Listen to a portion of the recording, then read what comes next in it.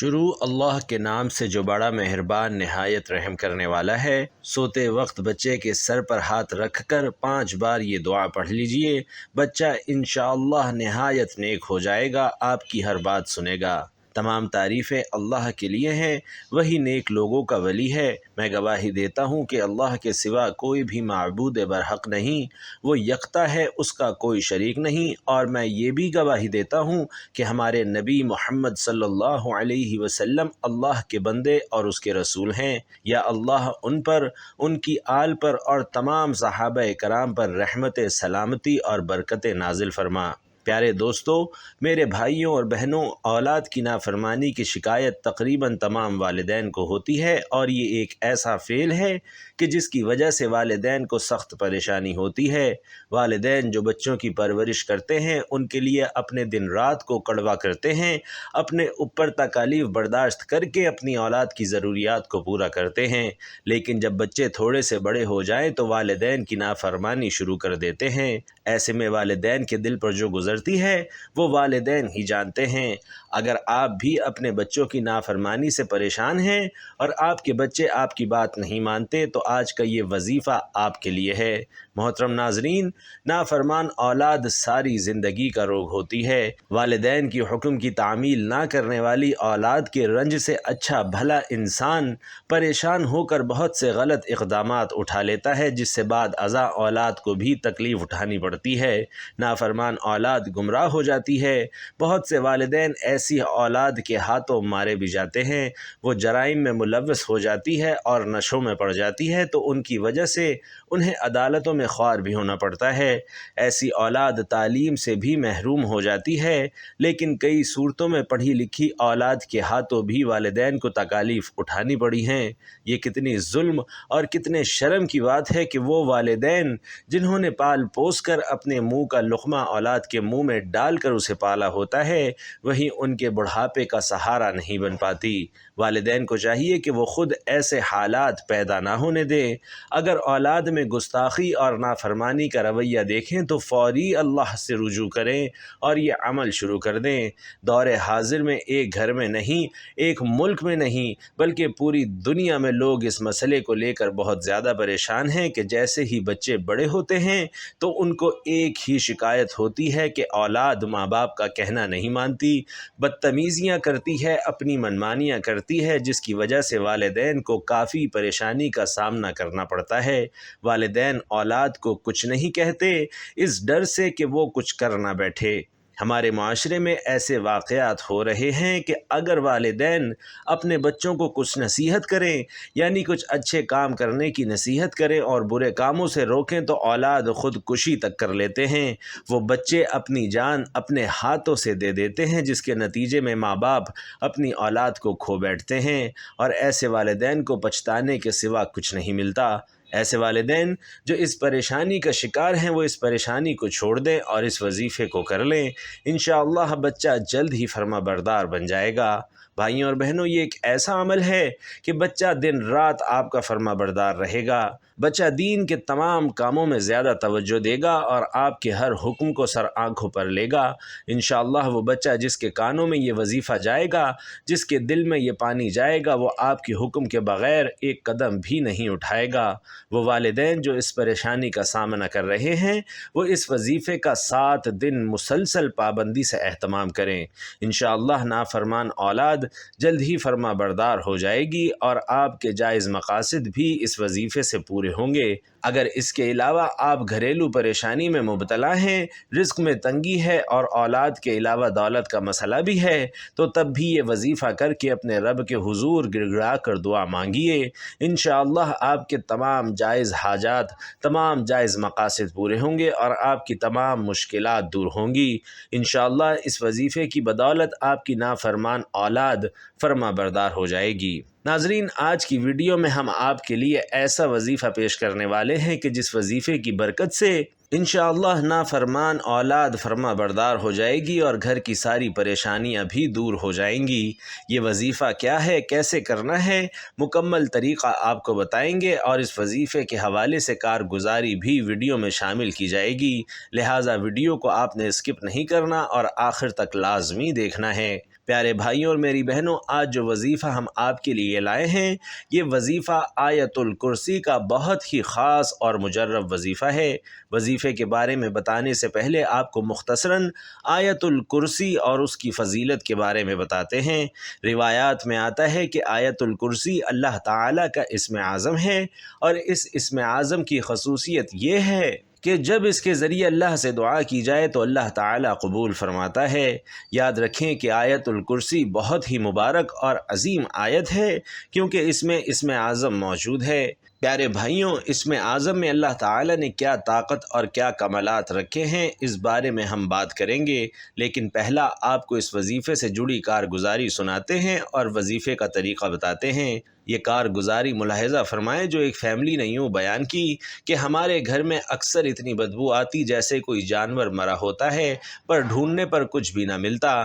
بچے دوسرے دن بیمار رہتے، کاروبار بند ہونے کو تھا، کچھ سمجھ نہیں آ رہا تھا کہ کیا ہو رہا ہے۔ میرے لیے سب سے بڑی پریشانی یہ تھی کہ ہماری اولاد ہمارا کہنا نہیں مانتی تھی، ہر بات پر وہ انکار کر دیتی، ان کو ڈانٹ سے بھی کچھ اثر نہیں ہو رہا تھا۔ ایسا پہلی بار ہوا کہ ہماری اولاد ہمارا کہنا نہیں مانتی۔ یہ پریشانی اندر ہی اندر مجھے کھائے جا رہی تھی کہ کسی اللہ والے نے بتایا کہ تمہارے گھر میں اثرات ہیں۔ انہوں نے بتایا کہ اگر بچہ آپ کا کہنا نہیں مان رہا تو سوتے وقت بچے کے سر پر ہاتھ رکھیں اور 5 بار یہ آیت پڑھ لیں، انشاءاللہ آپ کا بچہ آپ کا کہا مانے گا اور گھر کے سارے نظام بھی سیدھے ہونا شروع ہو جائیں گے۔ ہم نے ایسا ہی کیا۔ الحمدللہ وہ دن ہے اور آج کا دن ہے۔ ہماری اولاد اتنی نیک ہو چکی ہے کہ ہماری بات کے علاوہ اور کوئی بات نہیں کرتی، ہمارا کہنا مان رہی ہے۔ پیارے بھائیوں اور بہنوں، آپ نے ملاحظہ کیا کہ اس وظیفے کی کیسی برکات ہیں۔ وظیفے کا مکمل طریقہ ملاحظہ فرما لیجئے۔ پیارے بھائیوں، یہ وظیفہ بہت ہی آسان ہے۔ محترم ناظرین، درود شریف کی بہت برکتیں ہیں۔ نبی علیہ الصلاۃ والسلام فرماتے ہیں کہ اگر بندہ دعا کرے اور درود نہ پڑھے تو اس کی دعا زمین اور آسمان کے درمیان لٹکتی رہتی ہے، لیکن اگر کوئی درود پڑھ لے اور اس کے بعد دعا کرے تو اللہ تعالیٰ اس کی دعا کو ضرور قبول فرماتے ہیں۔ نبی کریم صلی اللہ علیہ وسلم فرماتے ہیں کہ عرش کے نیچے ایک فرشتہ ہے جس کا سر عرش سے لگا ہوا ہے اور جس کے پیر تیسرا میں ہیں۔ اس کا ایک بازو مشرق کی طرف اور دوسرا مغرب کی طرف ہے۔ جب کوئی بندہ مومن نبی کریم صلی اللہ علیہ وسلم پر محبت کے ساتھ درود پڑھتا ہے تو اللہ اس فرشتے کو حکم دیتے ہیں کہ وہ نور کے دریا میں غوطے لگائے، اور فرشتہ نور کے دریا میں غوطہ لگاتا ہے اور باہر آنے کے بعد اپنے پروں کو جھاڑنے لگتا ہے۔ نبی کریم صلی اللہ علیہ وسلم فرماتے ہیں کہ جب وہ اپنے پروں کو جھاڑتا ہے اس کے پروں سے نور کے قطرے گرتے ہیں، اور ہر قطرے سے اللہ تعالیٰ فرشتے پیدا فرماتے ہیں، اور جتنے ہزاروں لاکھوں کروڑوں فرشتے پیدا ہوتے ہیں تو وہ سب کے سب قیامت تک اس کا نام لے کر مغفرت کی دعائیں کرتے رہتے ہیں جس کے درود سے وہ پیدا ہوئے ہیں۔ ناظرین، سوچئے کہ آپ کے درود سے فرشتے پیدا ہو رہے ہیں۔ سبحان اللہ، کیا میرے اللہ کی شان ہے۔ جب آدم علیہ السلام اور اماں حوا علیہ السلام کا نکاح ہوا تو اللہ نے کہا، آدم نکاح کے بعد میرے محبوب پر مہر کے طور پر درود پڑھو۔ آدم علیہ السلام نے درود پڑھا تو اماں حوا ان پر حلال ہو گئی، تو دنیا بحال ہو گئی۔ محترم ناظرین، ویسے تو درود شریف پڑھنے کے بہت سارے فائدے ہیں جن کو بتانا بہت مشکل ہے، لیکن ہم چند فائدے آج آپ کو اس ویڈیو میں بتاتے ہیں۔ اللہ پاک قرآن مجید کی سورۃ الاحزاب میں مسلمانوں کو محمد الرسول اللہ صلی اللہ علیہ وسلم پر درود بھیجنے کا حکم دیتے ہیں کہ بے شک اللہ اور اس کے فرشتے درود بھیجتے ہیں نبی کریم صلی اللہ علیہ وسلم پر۔ اے ایمان والو، تم بھی ان پر درود بھیجو اور سلام بھیجو۔ جو محمد صلی اللہ علیہ وسلم اور ان کی آل پر ایک درود بھیجتا ہے تو اللہ اس کے اوپر 10 درود بھیجتے ہیں، اس کے 10 گناہ معاف کر دیتے ہیں اور 10 نیکی اس کی لکھ دیتے ہیں۔ ناظرین، درود شریف پڑھنے سے برا وقت ختم ہو جاتا ہے۔ درود پڑھنے سے بھولے ہوئے کام اور باتیں یاد آ جاتی ہیں۔ درود پڑھنے والے کا قرض جلدی ادا ہو جاتا ہے۔ درود پڑھنے والا نبی کریم صلی اللہ علیہ وسلم کا پسندیدہ بن جاتا ہے۔ درود پڑھنے والے کا دل رحمت اور روشنی سے بھر جاتا ہے۔ درود پڑھنے والا جہنم کی آگ سے بچ جاتا ہے۔ درود پاک کو لگاتار پڑھنے سے سبھی جائز دعائیں پوری ہو جاتی ہیں۔ درود بھیجنے والے کے دل میں اللہ اور محمد صلی اللہ علیہ وسلم کے لیے محبت پیدا ہو جاتی ہے۔ درود شریف گناہوں کا کفارہ ہے۔ درود شریف سے عمل پاک ہوتا ہے۔ درود شریف سے آنکھوں کو نور ملتا ہے۔ درود شریف پڑھنے سے جنت کے درجات بلند ہوتے ہیں۔ یہ عمل بندے کو جنت کے راستے پر ڈال دیتا ہے۔ درود شریف پڑھنے کی وجہ سے بندہ آسمان اور زمین میں قابل تعریف ہو جاتا ہے۔ درود شریف پڑھنے والے سے آپ صلی اللہ علیہ وسلم محبت فرماتے ہیں۔ جو شخص درود شریف کو ہی اپنا وظیفہ بنا لیتا ہے، اللہ پاک اس کی دنیا اور آخرت کے سارے کام اپنے ذمے لے لیتے ہیں۔ محترم ناظرین، ویسے تو درود شریف جتنا پڑھیں اتنا اچھا ہے، لیکن درود شریف پڑھنے کے لیے کچھ خاص وقت بھی بہترین مانے جاتے ہیں، جیسے کہ پانچوں نمازوں کے بعد، اذان کے بعد، مسجد میں داخل ہوتے اور باہر نکلتے وقت، وضو کرتے وقت اور وضو ہو جانے کے بعد، محمد صلی اللہ علیہ وسلم کا نام لکھنے اور کہنے پر درود پاک پڑھنا سب سے اچھا مانا جاتا ہے۔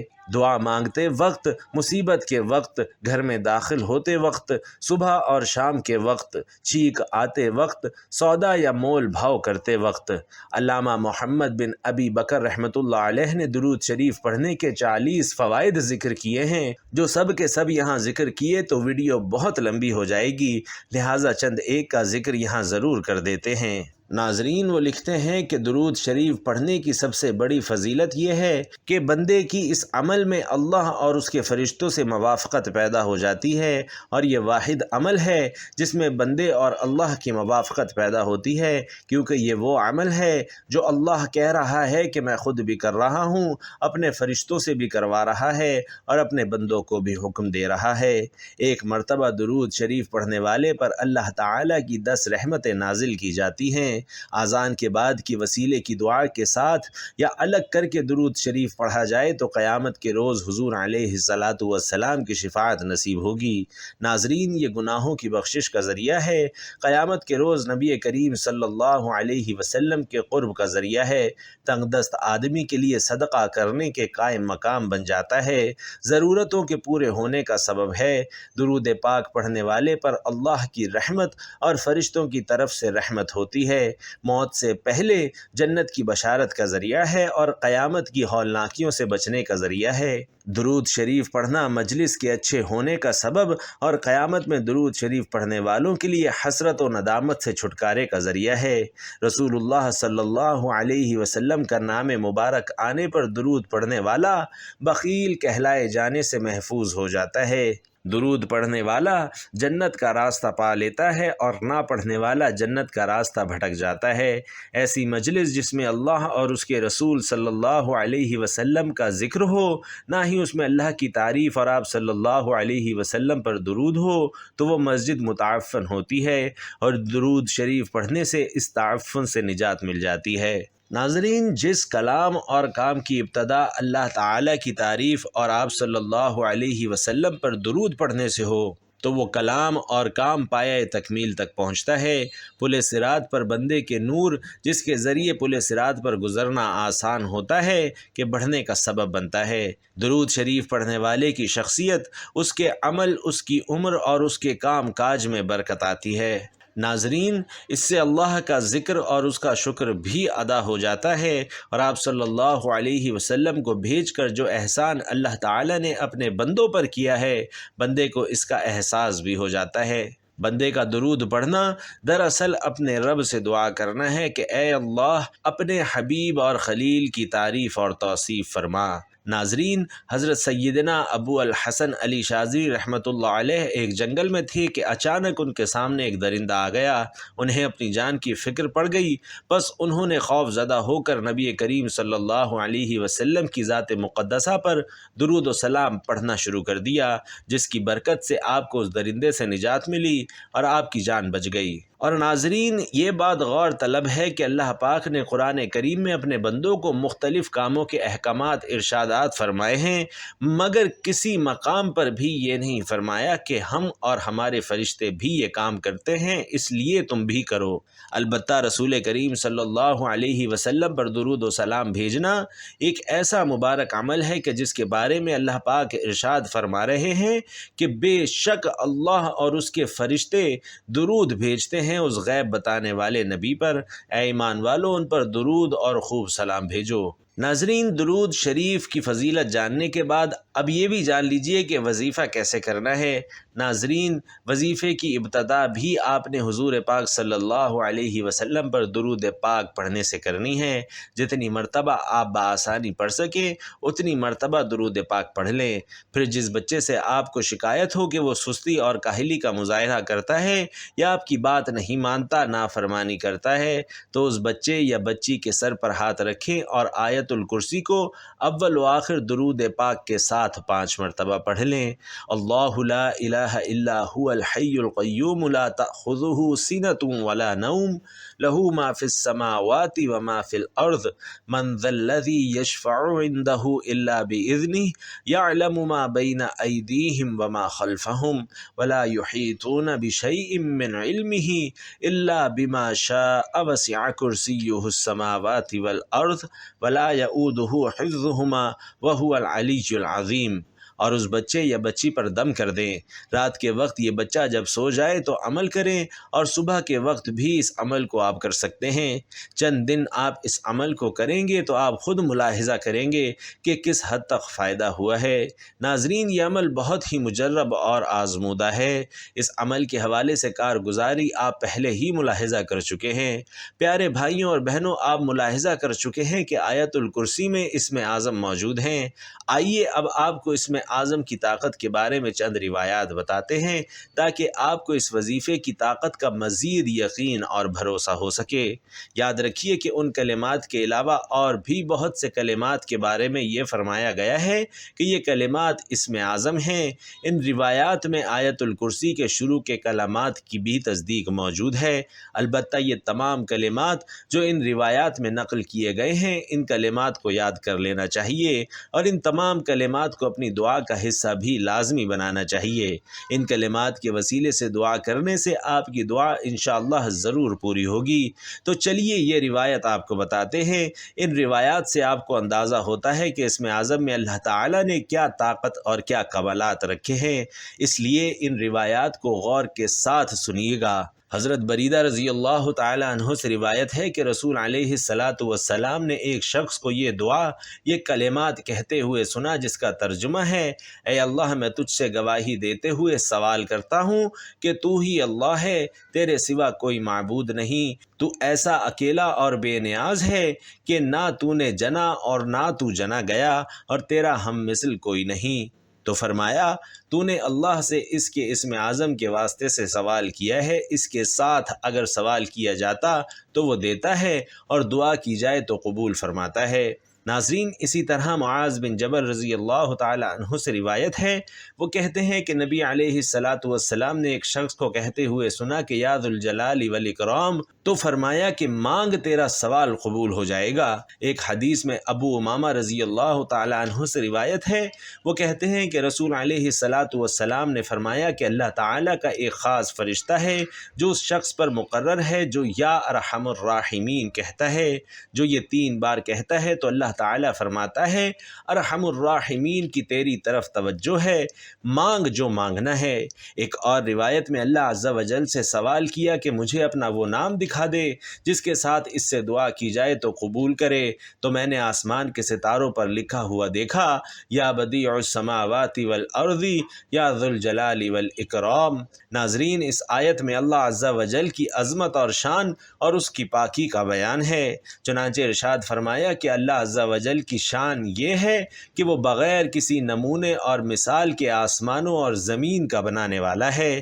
اس کی دوسری شان یہ ہے کہ وہ اولاد سے پاک ہے، کیونکہ اس کی اولاد کیسے ہو سکتی ہے حالانکہ اس کی بیوی ہی نہیں ہے، اور عورت کے بغیر اولاد نہیں ہوتی، اور زوجہ اس کی شان کے لائق نہیں، کیونکہ کوئی شے اس کے مثل نہیں، اور اولاد نہ ہونے کی ایک دلیل یہ ہے کہ اس نے ہر شے کو پیدا کیا ہے، تو جو کچھ ہے وہ سب اس کی مخلوق ہے، اور مخلوق اولاد نہیں ہو سکتی، تو کسی مخلوق کو اولاد بتانا باطل ہے۔ اور پھر اگلی آیت میں فرمایا کہ یہ اللہ عز و جل تمہارا رب ہے، جس کی صفات ذکر کی گئیں، اور جس کی یہ صفات ہوں وہی مستحق عبادت ہے، لہٰذا تم صرف اسی کی عبادت کرو۔ اللہ پاک سے دعا ہے کہ اللہ میرا سنانا اور آپ کا سننا اپنی بارگاہ میں قبول و منظور فرمائے، آمین یا رب العالمین۔ ناظرین، آخر میں گزارش ہے کہ کمنٹ باکس میں اللہ تعالیٰ کے 99 ناموں میں سے کوئی بھی ایک صفاتی نام ضرور لکھ دیجئے گا۔ اللہ تعالیٰ آپ سب کا حامی و ناصر ہو، آمین۔ السلام علیکم ورحمۃ اللہ۔